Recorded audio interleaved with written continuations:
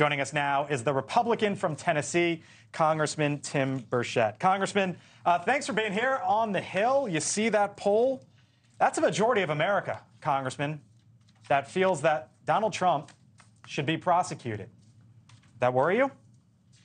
Well, it's Burchett, and no, it doesn't. You look at the polling numbers that, pollsters don't lie, just polls. Look at his numbers when he ran against Hillary Clinton. Nobody picked him.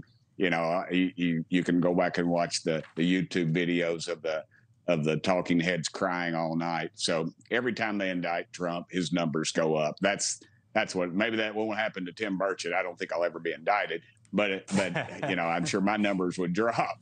And so it just, it doesn't, I don't pay much attention to that stuff. It doesn't, I don't know who they're calling on these things. I've never been called. You've got a judge telling folks that, that Trump can't talk about the issues, and yet he can be attacked on those issues. And so you're stifling First Amendment rights. You're stifling his ability to campaign. So we've all seen this time and time again. This is anything to take the Biden crime family off the front page of the paper is being done. And that's exactly what's happening. You got $20 million paid to the family for who knows what. And yet, we can't even see where the IRS is even sent. They paid any taxes on it. You and I spend $600 or buy $600 worth, or excuse me, sell $600 worth of goods on eBay. We're getting a letter from the dadgum IRS. So yeah, you're talking about the Inflation Reduction Act there. One of the things that was put in. And you know who's not going to run on the Inflation Reduction Act? Democrats. They're not going to. Biden might, but I don't think he will. He can tout all he wants to about it, but when you're paying $700 more for groceries than I did last year every month, to me that's pretty significant. Congressman, back to the former president, Donald Trump. Here was his vice president, Mike Pence, earlier today. I'll get your reaction on the other side. The Georgia election was not stolen, and I had no right to overturn the election on January 6th.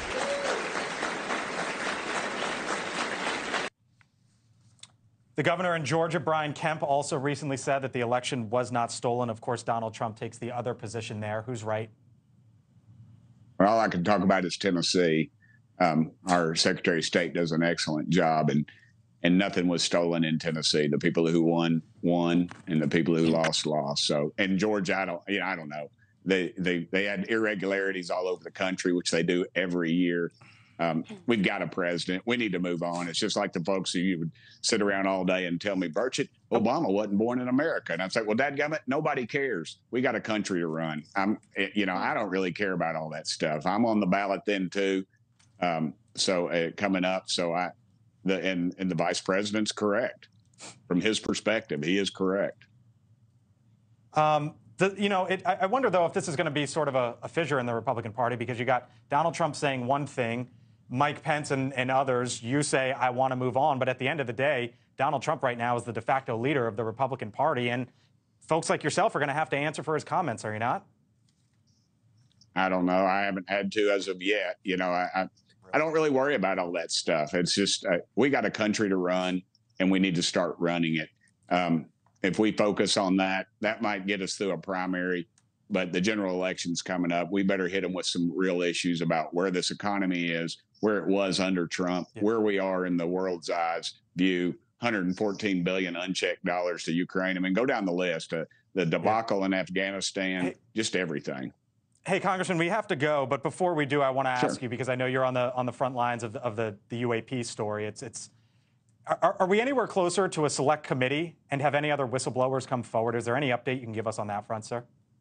Yeah, we got people lined up. If Speaker McCarthy will assign that committee, we will have subpoena powers, and it will provide the whistleblowers with some protection, and we can get this out of the skiff and get it to the public. I want the public to see what I've seen and to hear what I've heard, and let them make the decision. Who would you subpoena? Thank you for watching. Go to newsnationnow.com to find News Nation on your television provider. And don't forget to click the red subscribe button below to get more of News Nation's fact-driven, unbiased coverage.